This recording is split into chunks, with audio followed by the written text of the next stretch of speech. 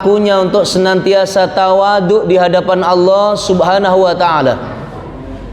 Maka kaum muslimin, hamba-hamba Allah yang kami muliakan, dan juga ilmu menuntut pemiliknya untuk diamalkan. Jangan sampai sebagai seorang mukmin, seorang muslim, kita senantiasa sebagaimana seorang pengepul barang-barang dan dimasukkan di dalam gudang yang dikeluarkan tatkala ia suka dan dikeluarkan barang itu tatkala dibutuhkan. Maka penuntut ilmu, satu di antaranya hendaklah mereka ikhlaskan niatnya untuk Allah Subhanahu wa ta'ala, untuk mengentaskan kebodohan dan juga beramal karena ilmu. Ketahuilah wahai jamaah sekalian, orang yang mengamalkan ibadah karena ilmu berbeda tingkatannya di hadapan Allah, derajat dan pahalanya di sisi Allah Subhanahu wa ta'ala sangatlah berbeda dengan orang yang hanya ikut-ikutan. Ya, ke kanan, manusia ke kanan ikut ke kanan, manusia ke kiri ikut ke kiri. Tetapi orang-orang yang berilmu, mereka mengamalkan agama Allah di atas ilmunya, maka tingkatan-tingkatannya berbeda. Panjenengan dari rumah ke sini melangkahkan kaki menuju masjid berdasarkan ilmunya Allah Subhanahu wa ta'ala, merupakan kewajiban kita sebagai seorang mukmin untuk melaksanakan ibadah sholat berjamaah didasarkan atas ilmu, berbeda yang hanya sekedar ia hadir di masjid yang duduk bersama teman-temannya. Maka jamaah sekalian, syarat diterimanya amalan kita ketahui adalah yang pertama ikhlas dia karena Allah Subhanahu wa ta'ala. Yang kedua sesuai tuntunan Nabi sallallahu alaihi wasallam, artinya di atas ilmu. Makanya saya katakan seorang muslim tatkala ibadah dia karena ilmu, berbeda tingkatannya yang hanya sekedar ikut-ikutan. Kemudian di sana ikut di sana, ikut ke sini ikut ke sini, maka berbeda. Jamaah sekalian, hamba-hamba Allah yang kami muliakan, insyaallah ta'ala kajian kita kali ini adalah tema konsekuensi syahadatur Rasul. Maka bagaimana konsekuensi kita menjadi benar, menjadi diterimanya syahadatur Rasul di hadapan Allah Subhanahu wa ta'ala, yang setiap kita sholat mengucapkan syahadat tauhid. Syahadatur Rasul tidak pernah terlepas dalam tahiyat awal maupun tahiyat akhir. Tatkala mengumandangkan adzan, nidaul adzan, asyhadu an la ilaha illallah, kemudian asyhadu anna Muhammadar Rasulullah, tidaklah terlepas. Maka ketahuilah kalimat syahadat tauhid la ilaha illallah memiliki makna la ma'buda bil haq illallah. Tidak ada sesembahan yang berhak disembah, diibadahi melainkan Allah Subhanahu wa ta'ala. Maka gunung tidak memiliki hak, pepohonan yang tinggi tidak memiliki hak, bahkan kemudian lautan yang begitu luas pun tidak memiliki hak. Bahkan dari bangsa jin yang memiliki kekuatan besar sekalipun, yang diberikan nama-nama oleh manusia, sebagaimana nama yang kita kenal, Nyai Roro Kidul, Nyai Roro Lor, Loro Kulon, Loro Wetan, Loro Sesek, semuanya kemudian diagungkan, maka ketahuilah tidak memiliki hak di hadapan manusia untuk diibadahi dan disembah. Allah Subhanahu wa ta'ala yang berhak, yang menciptakan alam semesta dan segalanya, yang memberikan kepentingan kepada manusia dari rizki yang diberikan oleh Allah Subhanahu wa ta'ala. Kemudian yang kedua syahadatur Rasul wa asyhadu anna Muhammadar Rasulullah. Ini akan menjadi benar tatkala sudah melampaui beberapa surut, beberapa syarat, akan sempurna, akan diterima di hadapan Allah Subhanahu wa ta'ala. Jamaah sekalian kaum muslimin, hamba-hamba Allah yang kami muliakan, yang pertama menjadi benar syahadatur Rasul, syahadat Rasul kita itu menjadi benar dan menjadi sempurna serta diterima oleh Allah Subhanahu wa taala pengakuan syahadatul rasul. Di antara yang pertama syahadatut tauhid, la ma'budu bil haqq illallah. Tidak ada sesembahan disembah, diibadahi, dimintai pertolongan, dikeluh kesah manusia kecuali hanya Allah. Kemudian yang kedua, turun syahadatul rasul menjadi sempurna, benar, ada beberapa syaratnya. Yang pertama adalah membenarkan risalah yang disampaikan oleh Nabi Shallallahu Alaihi Wasallam secara lahir maupun batin. Ini membenarkan. Allah Subhanahu wa taala menurunkan wahyu-wahyu kepada nabinya, terutama Nabi Shallallahu Alaihi Wasallam. Dan ini adalah salah satu nabi ulul azmi, peringkat pertama di antara kelima ulul azmi. Ya. Di antara beberapa nabi ada sekian ribu nabi. Disebutkan dalam riwayat Ahmad, riwayat Tirmizi ada 24 ribu nabi dan rasulnya Allah Subhanahu wa taala. Kemudian di dalam Al-Qur'an yang wajib kita imani ada 25. Dari 25 itu kemudian ada ulul azmi. Dari ulul azmi ada satu Nabi Shallallahu Alaihi Wasallam yang bisa memberikan syafaat. Nah, panjenengan sekalian kalau bicara masalah syafaat, tentunya di situ ada lafadz sholawat, ada mengikuti Nabi, ya, nah, ada mengikuti Nabi. Kemudian yang kita berikan pertanyaan, sholawat yang kita baca ini benar nggak sesuai dengan tuntunan Nabi Shallallahu Alaihi Wasallam? Ini, kalau kita ingin mendapatkannya, maka dalam sebuah riwayat dijelaskan, ba'da sholatul maghrib wa ba'da sholatul subhi, beliau Shallallahu Alaihi Wasallam memberikan contoh 10. Dalam satu salawat itu dibalas oleh Nabi Shallallahu Alaihi Wasallam 10 salawatnya. Yang paling ringan di antara riwayat para ulama adalah Allahumma sholli wa sallim ala nabiyyina Muhammad, atau sebagaimana kita sholat. Selain itu tidak kita kenal. Jamaah sekalian kaum muslimin, hamba-hamba Allah yang kami muliakan, yang dirahmati oleh Allah Subhanahu wa taala. Nah, apakah pernah mengkaji tentang syarat mendapatkan syafaat? Ini ada hubungannya dengan syahadatul rasul. Ada kebenarannya dengan konsekuensi ini yang mendapatkan syafaat ini. Kaum muslimin mengatakan seluruhnya akan mendapatkan syafaat. Tidak. Ternyata dalam sebuah hadis masalah haud. Haud itu telaganya Nabi Shallallahu Alaihi Wasallam. Setiap nabi memiliki haud. Haud itu telaga, Pak. Telaganya Nabi bersumber dari Al-Kautsar, mata air dari surga yang mengalir ke telaganya Nabi. Setiap manusia yang dibangkitkan nanti dari kuburnya itu akan terasa haus. Dan beliau Shallallahu Alaihi Wasallam ini berharap telaganya itu yang paling banyak. Ternyata tidak. Dari telaganya Nabi, haudnya Nabi dijelaskan dalam riwayat, beberapa riwayat, itu adalah yang paling sedikit yang bisa meminum telaga Nabi. Semuanya dihala oleh malaikat. Sampai Nabi Shallallahu Alaihi Wasallam menjelaskan, ini masalah telaga, Pak, belum sampai syafaat. Syafaat itu pertolongan. Sehingga nanti berduyun-duyun manusia ke Adam, berduyun-duyun ke Nuh, berduyun-duyun ke Musa, semuanya tidak bisa memberikan syafaat. Maka kemudian ditunjukilah Nabi Isa, ditunjukilah Nabi Shallallahu Alaihi Wasallam, dan beliau kemudian bersujud. Allah turun dari arsy-Nya seraya mengatakan, hari ini bukan untuk beribadah, bukan untuk bersujud.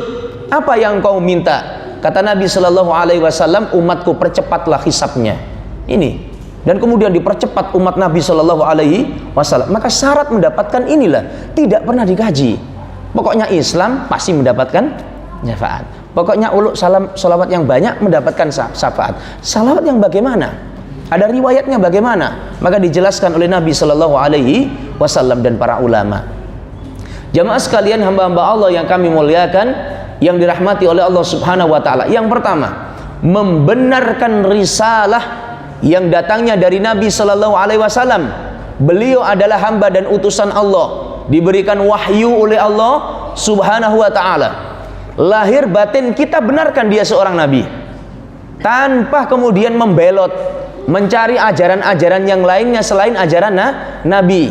Ajaran seperti ini, kalau nggak seperti ini nggak rame, Mas. Memang sponsornya nggak ada loh, nggak rame. Masa dicampur rame? Agama ini adalah di atas wahyu. Kemudian yang kedua, jamaah sekalian yang dirahmati oleh Allah Subhanahu wa taala, adalah mengakui dengan lisan.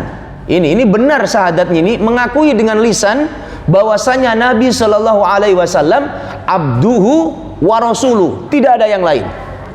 Maka kalau ada kemudian yang mengatakan, dijelaskan dalam sebuah kitab-kitab mereka bahwa dunia ada disebabkan karena nur Nabi Shallallahu alaihi wasallam, fa ainallah, dikemanakan Allah? Seakan-akan Nabi Shallallahu alaihi wasallam kedudukannya di atas Allah Subhanahu wa taala. Bahkan dalam sebuah lafaz dijelaskan, tidak tahu dari mana lafaz salawat Badar, anta nurun, anta samsun, anta nurun fauqa nuri. Dijelaskan cahaya di atas cahaya.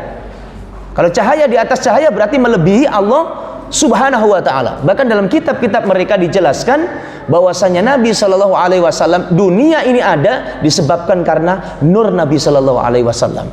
Berarti bukan Allah yang menciptakan alam semesta. Nah, sama sekalian hamba-hamba Allah, Allah Subhanahu wa taala firmankan tentang kedua dalil dari surut yang kedua, yang pertama dan kedua tadi. Di dalam surah 59. Surah apa Pak 59? Surah Al-Hujurat. Panjenengan kalau mendatangi kajian, hendaklah satu di antaranya ada pengikat, kata Imam Syafi'i. Ilmu itu bagaikan kuda liar. Boleh diikat dengan handphone, boleh diikat dengan tulisan. Kalau para ulama dahulu ditulis, diikat. Ilmu itu bagaikan kuda liar. Kalau tidak panjenengan ikat, maka kuda itu akan berlari. Ingaten, jangan sampai sebagai acara seremonial. Panjenengan ikat ilmu itu betul. Surah 59. Surah 59, kalau nggak salah 49. Kita lihat catatan saya adalah surah ke-49, surah Al-Hujurat pada ayat 15. A'udzubillahi minasyaitonir rajim. Innamal mu'minuna alladzina amanu billahi wa rasulih tsumma lam yartabu wa jahadu bi amwalihim wa anfusihim fi sabilillah. Ulaika humus shadiqun.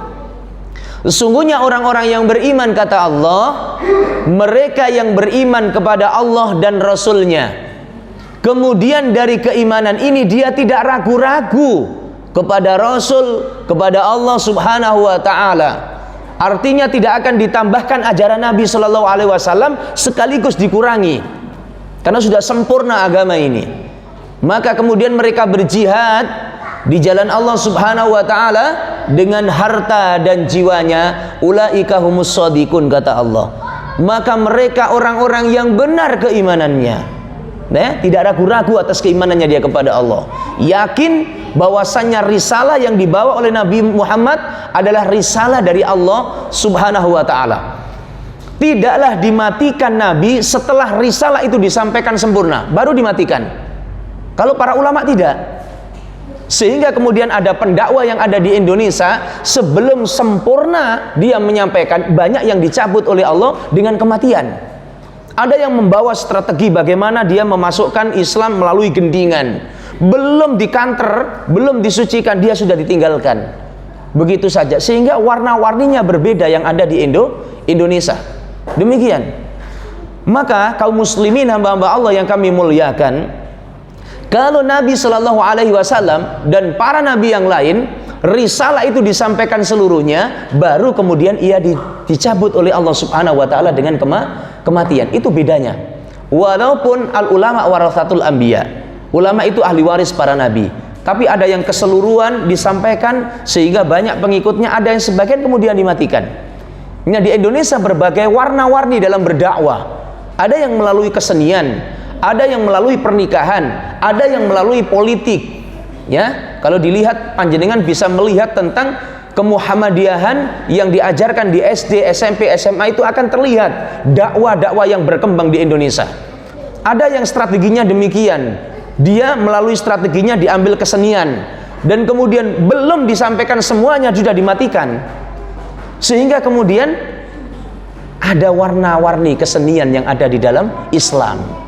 Nah, jamaah sekalian, hamba-hamba Allah yang kami muliakan, yang dirahmati oleh Allah, yang ketiga, kata para ulama, adalah yang ketiga, ittiba'ur rasul, mengikuti Nabi sallallahu alaihi wasallam, membenarkan ajarannya dan mengamalkan apa yang diajarkan oleh Nabi sallallahu alaihi wasallam. Ini bisa benar, bisa sempurna. Kalau hanya mengatakan Nabi Muhammad adalah nabiku, kemudian mereka tidak mengikuti nabinya, maka apakah mungkin beliau itu disebut umat Nabi sallallahu alaihi wasallam? Tidak mungkin disebutkan. Ada lagi kemudian dia mengatakan Islam, tapi warnanya berwarna-warni. Ada yang sedikit kehindu-hinduan, ada yang sedikit kebuddha-budahan. Disebabkan dahulu cara dakwah mereka berbeda-beda.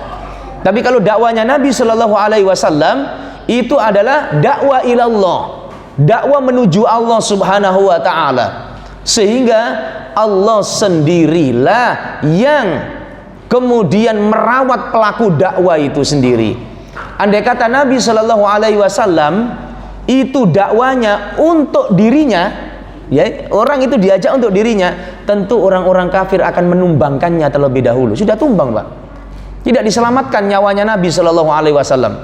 Berapa kali pembunuhan terhadap Nabi? Nyawa Muhammad, Suraqah 100 ekor unta, nyawanya Nabi. Duksur sama juga, semuanya orang-orang kafir. Tatkala dia di medan Badar, di medan Uhud, sama tujuannya adalah nyawanya Muhammad Shallallahu Alaihi Wasallam. Dimudaratkannya. Bahkan orang Yahudi ingin ngetes Nabi. Kalau dia bukan seorang Nabi, pasti akan mati dengan racun ini. Kalau dia seorang Nabi, tidak akan mati dengan racun ini.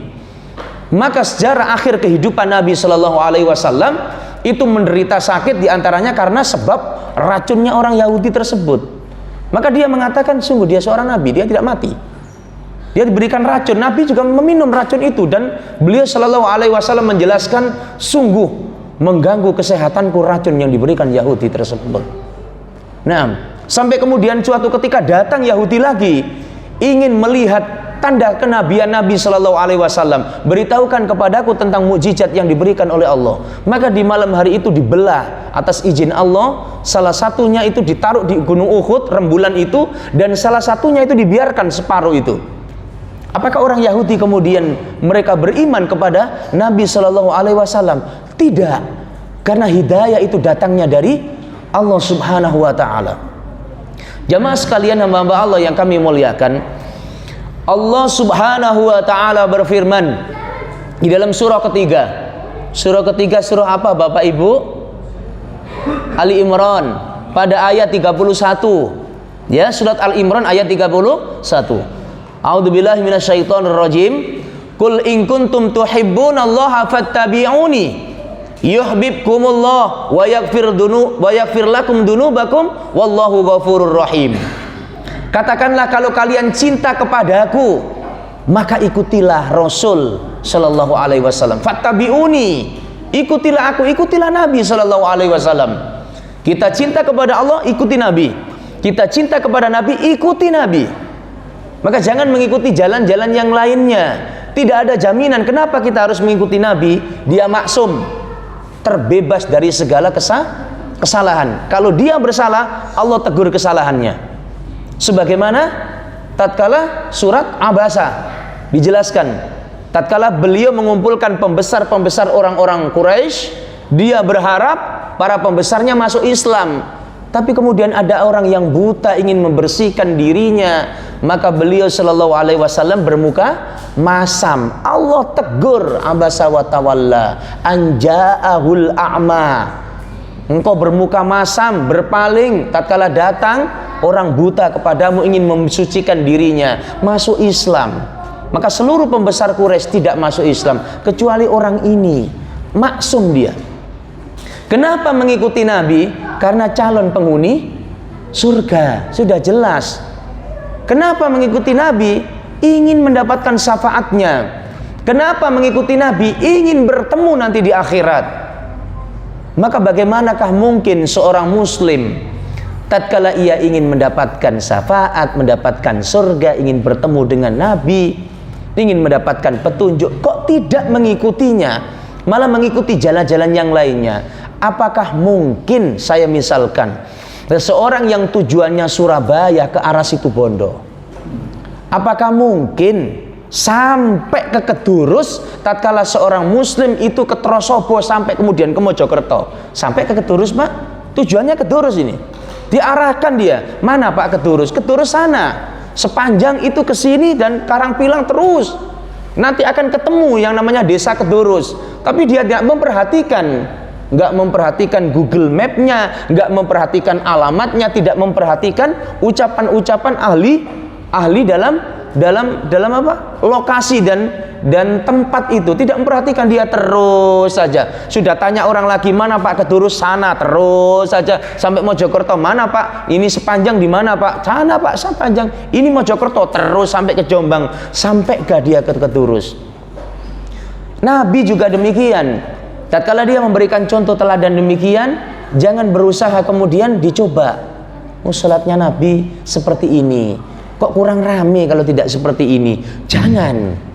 Nah, sebentar lagi Ramadan, 11 rakaat, Nabi melakukan 11 rakaat. Kok kurang kata kayak aneh. Jangan berusaha. Nah, jamaah sekalian, hamba-hamba Allah yang kami muliakan, maka apa jaminan dari Allah? Kalau kita sudah mengikuti Nabi, apa jaminan nih Bapak Ibu sekalian? Jaminan nih pun nomor setunggal, yaghfir lakum dunubakum. Allah mengampuni dosa panjenengan. Kalau mengikuti Nabi, Pak. Wa yaghfir lakum, Allah yaghfir lakum dunubakum. Kemudian yuhibbukumullah. Yang pertama, Allah mencintai panjenengan. Yang kedua, wa yaghfir lakum dunubakum. Allah mengampuni dosa panjenengan. Ini Pak jaminan dari Nabi. Kalau panjenengan mengikuti Nabi, Allah sendiri yang berfirman di dalam Al-Quran, satu, yuhibbukumullah. Allah mencintai panjenengan. Kalau Allah mencintai panjenengan, apa yang panjenengan minta akan diberikan oleh Allah. Termasuk hidayah, ketetapan hidayah taufik, hidayah irsyad. Napa hidayah taufik, hidayah irsyad niku? Hidayah mau menerima segala kebaikan, mau menerima ajaran agama Allah. Ini loh, mau menerima. Orang itu kadang-kadang tidak mau disebabkan tidak mendapatkan hidayah irsyad. Hidayah irsyad, hidayah yang mau menerima segala bentuk kebaikan. Siapapun yang menyampaikan kebaikan, maka berusaha untuk menerimanya. Berusaha untuk menerimanya. Ya. Wa yaghfir lakum dunubakum wallahu ghafurur rahim, kata Allah. Maka Allah Subhanahu wa taala Maha Pengampun lagi Maha Penyayang. Niku sing nomor 3, Pak. Sing nomor sekawan, menjadi benar syahadatul Rasul dan diterima syahadatul Rasul di sisi Allah Subhanahu wa taala, yaitu tasdiqu bima fihi khabar min amrin wa nahyin wa ghaibin. Ini dalam sebuah kitab dijelaskan. Maka membenarkan apa yang datang dari Nabi Sallallahu Alaihi Wasallam dari perintah agama, dibenarkan kalau itu datang dari Nabi. Larangan agama maka dijauhi. Perkara guyub, perkara gaib yang datang sebelum Nabi, tentang kisah-kisah umat yang diadab, ini perkara-perkara gaib. Tentang kisah Nabi Lut, Nabi Shu'aib, tentang kaumnya Nabi Nuh, tentang kaum Sodom, ya, tentang umat-umat yang diadab dan peristiwa sebelum terjadi Nabi Sallallahu Alaihi Wasallam dilahirkan, kita imani, kita benarkan. Dan yang diberitakan Nabi Sallallahu Alaihi Wasallam setelah dia diwafatkan, terjadinya azab kubur. Sebagian orang mengingkari azab kubur, ya, sebagian mengingkari, dari orang-orang Mu'tazilah mengingkari, tidak ada azab kubur. Kemudian peristiwa terjadi saat manusia diperlihatkan amalannya tatkala datang sakaratul maut, sebagaimana kisahnya Sauban. Semerap Sauban, Pak? Sauban sahabat Nabi yang senantiasa hadir di sholat jamaah, rumahnya sangat jauh. Saat sholat subuh dia tidak hadir, maka Nabi Shallallahu Alaihi Wasallam kemudian menjenguknya. Ternyata dia sudah meninggal. Maka saat meninggal itu ada 3 ucapan Sauban. Kenapa tidak lebih jauh? Kenapa tidak yang baru? Kenapa tidak semuanya? Istrinya mengaturkan kepada Nabi. Maka Nabi Shallallahu Alaihi Wasallam mengerti, dia mendapatkan wahyu dari malaikat Jibril menjelaskan dia. Satu diantaranya, kenapa tidak lebih jauh? Tahu pahalanya ke masjid itu. luar biasa. Ia langkahkan kaki, satu langkah kaki mengangkat derajat, yang kedua napa Pak? Menghapus dosa. Panjenengan rumanipun pundi? Sepanjang badhe salat ten kedurus, mangke ten pertelon mriku panjenengan melampah. Kangge napa? Napa bocor boten? Untuk ini loh Pak. Walaupun hanya 100 meter, walaupun hanya 5 meter, eman. Kadang-kadang kaum muslimin itu lebih memilih kendaraan dan tidak ada putaran roda, dijelaskan. Langkah kaki. Nek panjenengan meriki griyanipun langkah kaki tadi, satu langkah mengangkat derajat, satu langkah lagi napa Pak? Nggih, ngoten. Nah, jemaah sekalian hamba-hamba Allah. Maka sahabat yang kedua dikatakan, kenapa tidak semuanya? Roti, ada orang kelaparan diberikan sebagian, susunya diberikan sebagian. Tatkala sakaratul maut dilihatkan pahala yang begitu besar, maka kemudian kenapa tidak semuanya? Pahalanya separuh maupun kata, ngoten nggih. Kemudian yang selanjutnya, kenapa tidak yang baru? Saat musim dingin datang, ada orang yang kedinginan dan hampir mati. Maka kebiasaan orang-orang Arab, niku kebiasaannya, satu pakaiannya yang bagus, yang di luar pakaiannya yang agak jelek, supaya terlindungi dari dingin. Ternyata yang jelek itu diberikan oleh Sauban. Tahu pahalanya begitu besar, Sauban menjelaskan kenapa tidak yang baru. Nah ini juga perkara guyub, perkara gaib. Kita benarkan itu ucapan Nabi Shallallahu Alaihi Wasallam, termasuk hari kiamat dengan tanda-tandanya sekalian. Kita benarkan semuanya itu.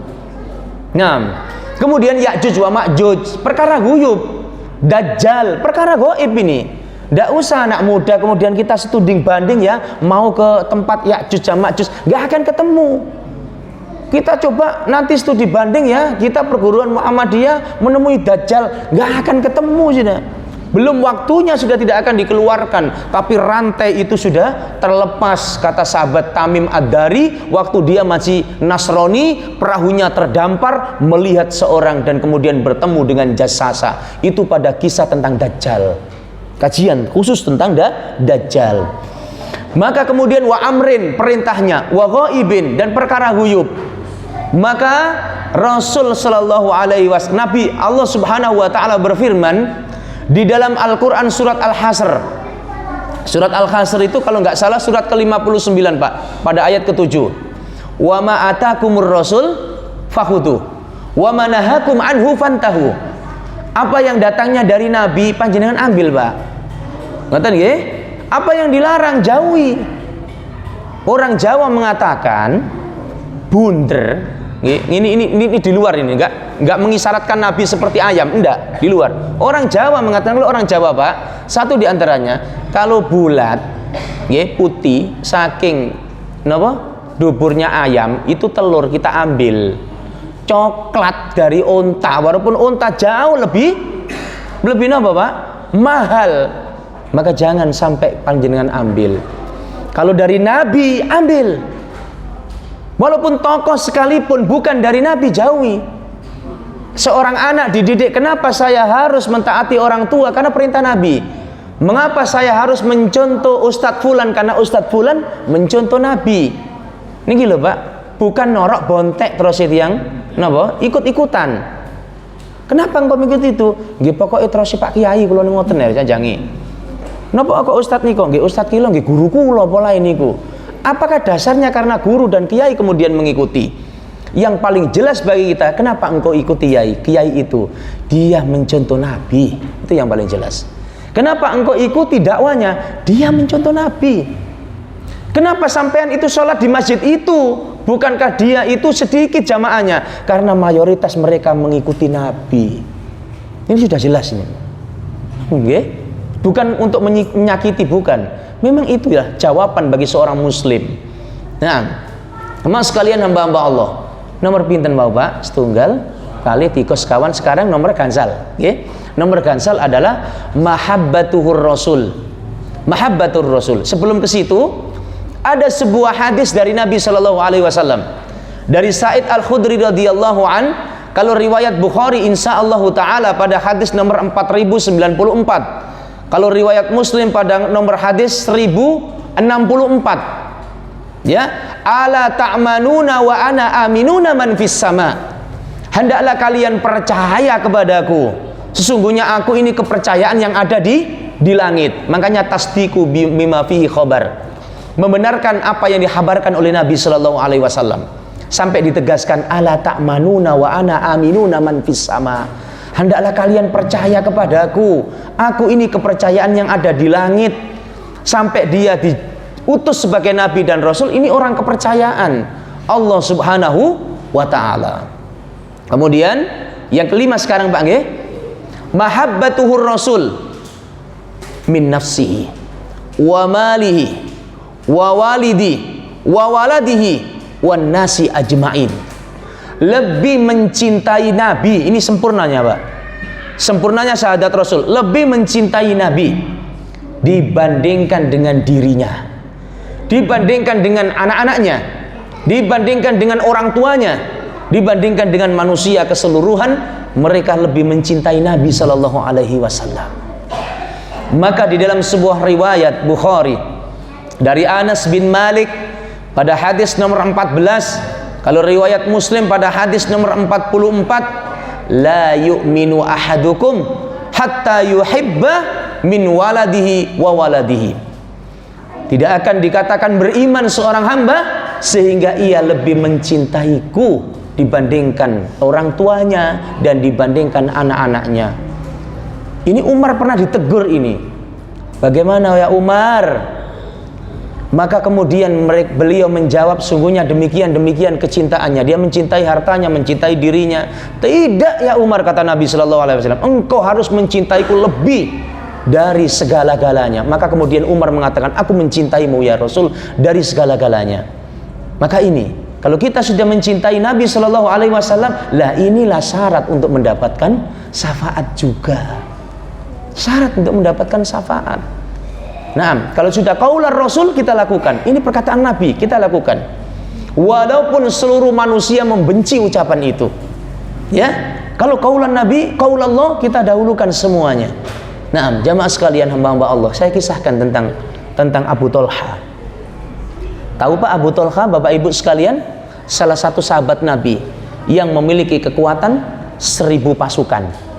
Nah, ini sinten mawon Pak Abu Thalha? Zubair bin Awam. Kalau Zubair bin Awam kalau naik kuda itu ngensre Pak kakinya. Tidak ada sahabat Nabi dari kuda besar itu sampai kakinya itu kensre ini padang pasir itu kecuali Zubair bin Awam. Dan Zubair bin Awam pernah menghadapi raksasa namanya Ka'kak. Raksasanya orang Quraisy di perang Badar. Kata Nabi, kemudian para sahabat menuju Nabi, ya Nabi, sesungguhnya Ka'kak mematahkan tulang belulang kami, begitu besar dia, membawa pedang 5 meter. Ka'kak Pak, pedangnya 5 meter Pak, itu saking besarnya dia. Yang hanya bisa melawan adalah Zubair bin Awam. Yang Zubair bin Awam luar biasa, seluruh tubuhnya Ka'kak katanya itu penuh dengan besi, kecuali hanya matanya itu ada karet untuk melihat. Sehingga tatkala dipukul oleh Zubair bin Awam, diceritakan aku sangat kesulitan untuk mendekatinya. Karena Nabi Shallallahu Alaihi Wasallam memerintahkan hanya yang bisa menghadapinya adalah Zubair bin Awam. Hadapi dia wahai Zubair. Zubair bin Awam itu adalah saudaranya Nabi, dari anak daripada Sofiyah, bibinya Nabi Shallallahu Alaihi Wasallam. Itu kalau naik kuda Pak, itu kensret kakinya. Berarti saking tingginya apa saking dee Pak? Dukur, gede dukur katanya. Itu Zubair bin Awam.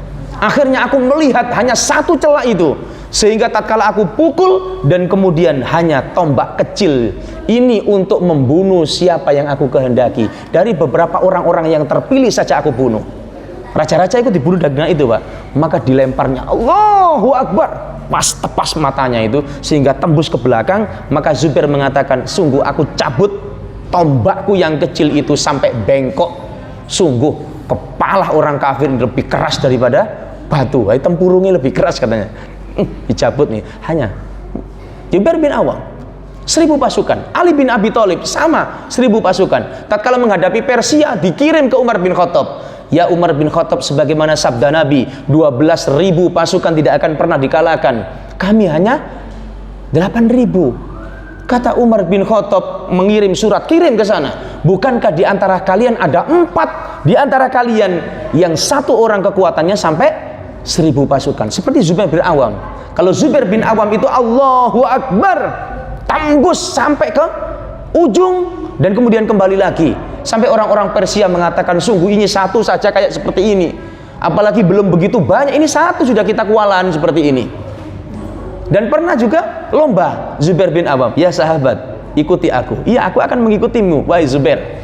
Tatkala bergetak kemudian Allahu Akbar, Zubair pun nebus pasukan itu. Maka kemudian kembali lagi tanya, mana engkau ini? Katanya mengikutiku. Zubair, aku tidak bisa merabas, tetapi engkau begitu mudah menerabas begitu pasukan yang banyak benteng-bentengnya, begitu mudah. Ayo, yang kedua kalinya dalam sejarah diceritakan, Allahu Akbar, tembus lagi, kembali lagi. Mana kalian ini? Aku gak bisa menembus wahai Zubair, kata sahabat yang lainnya. Begitu luar biasa kekuatannya 1000 pasukan. Kalau kita melihat sejarah membangkitkan kita kaum muslimin, bahwa kaum muslimin kekuatannya itu dari Allah subhanahu wa ta'ala. Satu orang 1000 pasukan, Pak. Maka kemudian surat Umar bin Khattab sampai kepadanya, iya ya, ini. Maka kemudian digempur, kewalahan betul. Pasukan yang tidak pernah melihat, kata orang-orang Romawi dan Persia, sungguh tidak pernah melihat pasukan yang begini ganas. Sebagaimana singa-singa yang kelaparan daging. Ini hanya beberapa orang ini, seperti itu. Dan jumlahnya hanya sedikit. Sedangkan mereka ratusan ribu mencapai seperti itu. Naam, jamaah sekalian hamba-hamba Allah, Abu Talha. Hari itu adalah hari-harinya Abu Talha, kata sahabat Nabi. Suatu ketika dalam Ghazwatul Uhud, perang Uhud, Nabi SAW memerintahkan, jangan engkau turun sebelum aku perintahkan dari pasukan pemanah itu. Makanya ini, Pak, selama panjenengan taat kepada Nabi, kemenangan akan diraih oleh kaum muslimin. Kemenangan akan diraih. Dan tidak akan kita dilecehkan, Al-Quran kita tidak akan dibakar. Kalau mereka orang-orang, kenapa, Pak? Orang-orang kafir benci kepada kita, wajar, Pak. Yang kita pikirkan ini orang membaca Al-Quran kemudian disawer, Pak, diselempit dong, ini songkok-songkok nih, dan ini tidak ada yang respect, viral, tidak ada yang respect. Komentar-komentarnya pengen lihat, waduh masya Allah suaranya luar biasa Ustadz, antum ahlul jannah gini. Ini gak melecehkan Al-Quran dah ini. Laksana artis di atas panggung, nek panjenengan waktu-waktu awam dulu loh, Pak. Waktu-waktu muda panjenengan enten artis disaweri duit nih, apakah disamakan seperti itu? Karena itu tidak ada komentar sama sekali. Dan itu sebetulnya dosanya lebih besar karena dia seorang muslim sampai melakukan hal yang demikian itu. Nggih, untung boten kita, ngoten nggih. Nah, nggih. Nah, itu saja sedikit. Abu Talha, Pak. Sehingga kemudian suatu ketika, singkat ceritanya saja, pada waktu itu kemudian karena gempuran disebabkan karena Khalid ibnu Walid belum masuk Islam. Strateginya luar biasa, Pak. Yang bisa mengalahkan strategi Khalid bin Walid sinten, Pak? Rasul. Hanya Rasul. Dalam pertama Khalid bin Walid itu sudah kewalahan tatkala pasukan pemanah di atas bukit itu menghujani mereka dan meninggalkan begitu saja. Kata Khalid ibnu Walid, tinggalkan harta kalian di bawah ini, tinggal kita pergi. Ternyata perginya itu untuk mengelitari bukit itu dan kemudian memanjat kembali. Lah para sahabat disangka bahwa orang-orang kafir sudah kacar-kacir, gitu loh. Nabi belum memerintahkan mereka turun. Apa yang terjadi? Khalid ibnu Walid kemudian mereka dari atas digempur dia, sedangkan pasukan pemanah sudah turun ke ghanimah itu. Maka ditombai, yang diincar nyawanya Nabi. Maka kemudian Umar bin Khattab, siapa di antara kalian yang bisa menghadang pasukan yang begitu besar? Maka 11 sahabat Ansor, inilah kecintaan kepada Nabi, melebihi cintanya saya. Maka lindungilah Nabi, dilindungi seluruh para sahabat. Banyak yang meninggal, kocar kacir para sahabat dengan begitu dahsyatnya perang Uhud tatkala itu, yang diincar nyawanya Nabi. Sampai kemudian panah itu ada yang menebus rahangnya Nabi, dan salah satu sahabat itu ada yang menggigit dengan gigi gerahamnya, tanggal giginya, dan kemudian besi itu juga patah. Sampai seperti itu, Pak. Tidak ada butoneser dicokot kali untu nih, Pak. Menang nih, mboten enten. Dan itu luar biasa, digigit sampai tanggal seluruh gigi-giginya oleh para sahabat. Saking cintanya kepada Nabi, itu nggak bisa dicabut dari Nabi Shallallahu Alaihi Wasallam. Luar biasa lukanya Nabi. Maka kemudian tatkala itu Abu Talha inilah menjadi tamengnya Nabi Shallallahu Alaihi Wasallam. Kecintaan kepada Nabi Shallallahu Alaihi Wasallam dibuktikan oleh Abu Thalha. Hari-harinya Abu Thalha, kata para sahabat, memiliki 70 menancap panah dan lebih dalam riwayat itu. Memiliki sabetan pedang 70 lebih. Memiliki hujanan tombak 70 lebih. Itu di badan Abu Thalha. Makanya dia memiliki kekuatan 1000 pasukan musuh. Abu Thalha hanya untuk melindungi Nabi. Tatkala sabetan pedang itu mau mengenai Nabi, ditangkis dengan tangannya sehingga terpotonglah jari jemari Abu Thalha. Ini masuk as-sabiqunal awwalul, Pak. Sahabat yang pertama kali masuk Islam, dijamin masuk surga ini. Abu Thalha. Dari 10 sahabat yang dijamin masuk surga, di situ ada Abu Thalha. Nama Abu Thalha. Akhirnya tombak mau mengenai itu pun sampai kemudian ditangkis dengan punggungnya. Sampai ada pedang yang mau menyabet kepalanya Nabi, karena saking banyaknya yang ditangkis, kepalanya Abu Thalha ini yang diberikan. Sampai kemudian kata para ulama, sesungguhnya Abu Thalha terlihat daging dan tulangnya dari luar. Saking cintanya dia kepada Nabi Shallallahu Alaihi Wasallam. Dari sisa-sisa tenaga yang begitu, tombak menancap dan juga anak panah dari sabetan pedang yang begitu banyak, diboponglah tubuh Nabi di atas pundaknya, dibawa ke atas bukit untuk menghindari peperangan itu. Lihatlah kecintaan dia kepada Nabi. Kita bagaimana terhadap amalan Nabi, terhadap sunnah-sunnah Nabi, terhadap apa yang diwajibkan Nabi Shallallahu Alaihi Wasallam? Sudahkah kita lakukan? Nabi memerintahkan iqra'ul Quran, bacalah Al-Quran. Sampun tak sedinten niki panjenengan baca Quran. Ini kecintaan kepada Nabi Shallallahu Alaihi Wasallam. Sudah masuk salat isya, kita ringkas, Bapak Ibu sekalian yang dirahmati oleh Allah, kecintaan kepada Nabi Shallallahu Alaihi Wasallam. Yang keenam, yaitu mendahulukan ucapan Nabi dan ucapan Allah Subhanahu wa taala. Surah 49 Al-Hujurat ayat pertama. Ya ayyuhalladzina amanu, ya ayyuhalladzina amanu, la tuqaddimu baina yadayillahi wa rasulih wattaqullaha innallaha samiun alim. Hai orang-orang yang beriman, janganlah kalian mendahulukan Allah dan Rasulnya, mendahului Allah dan Rasulnya. Jangan mendahului dalam ucapan. Lah, yuk nopo ngeten ibadah ya, yuk nopo nek mboten cocok nih kali masyarakat setempat niki pun ngeten ya biasane niki Pak. Yuk nopo nggih ya.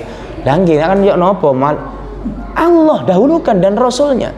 Kenapa adat istiadat? Abu Thalib itu enggak menerima hidayah disebabkan adat istiadat. Enggak mendapatkan hidayah. Ini mboten saged niki adat istiadat pun ngeten pripun. Niki ya nopo lah, Allah Rasulnya ngeten ya Pak, nggih mboten saged ngian, ndak mau menerima, lebih didahulukan adat istiadat dan akal mereka. Allah perintahkan itu. Bertakwalah kepada Allah, sesungguhnya Allah Subhanahu wa taala Maha mendengar dan Maha mengetahui. Terakhir, Pak. Terakhir. Di dalam Al-Qur'an Allah perintahkan kita, para ulama memerintahkan syarat benar dan sempurnanya syahadatul Rasul, mengagungkan Nabi, menghormatinya, memuliakannya dan mengikutinya. Sebagaimana Allah Subhanahu wa taala firmankan di dalam surah 48, surah Al-Fat ayat 8 sampai 9. A'udzubillahi minasyaitonir rajim. Inna arsalnaka sahidan wa mubassiran wa nadhira litu'minu billahi wa rasul wa tu'azziru wa tuwaqqiru wa tusabbihu bukrata wa asila. Sungguhnya aku diutus kepadamu. Nabi Shallallahu Alaihi Wasallam diutus untuk apa? Syahidan wa mubassiran, saksi dan pemberi kabar gembira. Kabar gembiranya untuk orang yang beriman. Wa nadhira, peringatan untuk orang-orang kafir yang tidak mau beriman, itu diingatkan akan azab, diingatkan akan murka Allah, diingatkan dia. Litu'minu billahi wa rasuli, untuk beriman kepada Allah dan Rasulnya. Maka jika kita beriman kepada Allah dan Rasulnya, maka terhadap Nabi Shallallahu Alaihi Wasallam apa? Watu aziru, mengagungkannya, ya, mengagungkan syariatnya. Watu wakiru, dan memuliakan Nabi Shallallahu Alaihi Wasallam. Watu sabbihu bukrata wa asila, dan bertasbihlah kepada Allah Subhanahu Wa Taala di waktu pagi dan petang. Ngeten Pak nggih? Enten pinten bau? 7 surut syarat syahadatul rasul benar, sempurna, diterima di hadapan Allah Subhanahu wa taala. Satu hilang tidak bisa, Pak. Tidak akan sempurna. Semoga Allah Subhanahu wa taala memberikan maaf. Satu mau tentang apa, Pak? Membenarkan. Tasih ingat nama mboten? Membenarkan risalah yang datangnya dari Rasul. Nomor kali mengakui dengan jelas bahwa dia adalah hamba dan utusan Allah. Yang ketiga, mengikuti Nabi. Yang keempat, kenapa, Pak? Membenarkan ucapan Nabi dari perkara-perkara agama, larangan, perintah dan perkara gaib. Yang kelima, kenapa, Pak? Mencintai Nabi melebihi dirinya sendiri, harta, anaknya, keluarganya dan manusia. Yang keenam, kenapa, Pak? Mendahulukan ucapan Allah dan Rasulnya daripada ucapan-ucapan yang lain, khusus di dalam agama. Yang terakhir, kenapa, Pak? Mengagungkan, memuliakan, menghormati, tidak akan bisa terwujud yang ketujuh kecuali mengamalkan Al-Quran dan hadis Nabi Sallallahu Alaihi Wasallam. Subhanakallahumma rabbana wa bihamdika asyhadu an la ilaha illa anta astaghfiruka wa atubu ilaik. Tafaddalu barakallahu fikum. Assalamualaikum warahmatullahi wabarakatuh.